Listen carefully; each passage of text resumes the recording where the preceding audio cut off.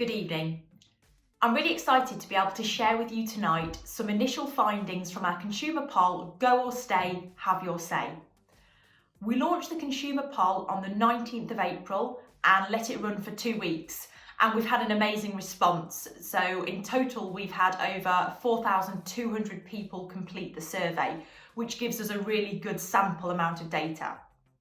A huge thank you to members, partners and people from across the industry, all of whom have helped us to spread the word and get us to that 4,200 respondents.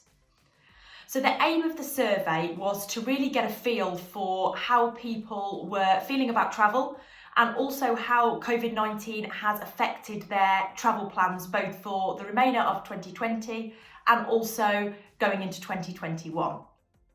So the consumer poll took data based on 26 different airports, and we also collected data from age ranges from 20 right up to 70 plus.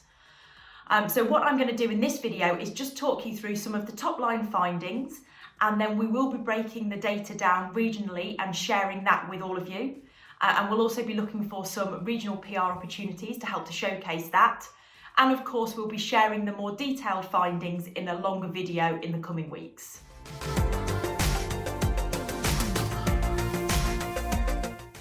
So the first set of questions in the poll were all around people's travel plans and their desire to travel for the remainder of this year and into next year. Really positive results. So over 80% of the people that responded said that they would still like to travel this year if travel bans are lifted. Of that, 17% would opt for a staycation, but the remainder would prefer to travel overseas if they are able to do so.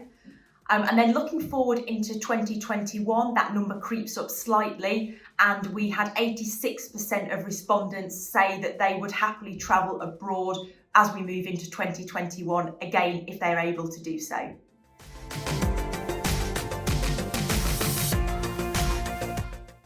Moving on into the destinations that people would prefer to travel to, it was a really mixed bag across the survey, but Spain topped the poll, followed by Greece, Turkey and Portugal. And looking at more long-haul destinations, it was Florida and Mexico that got the most votes in the poll.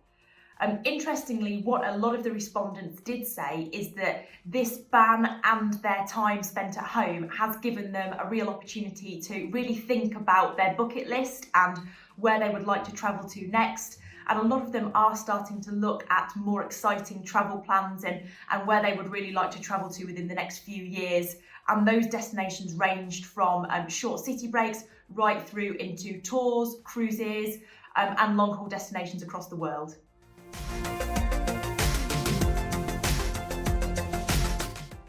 So finally, I'd just like to spend a moment talking to you about budgets and booking patterns, and again, some really positive results here. So 77% of respondents said that their budget for travel over the next 12 months remains unchanged, or it would increase slightly. But by far my favourite stat from the whole poll was that 2/3 of respondents said that moving forwards, their intention would be to book with a travel agent. And when asked why, there was a range of different responses, but most of them were around reliability, feeling comfortable booking with an expert, and having somebody that they knew could look after them and their booking in the long term.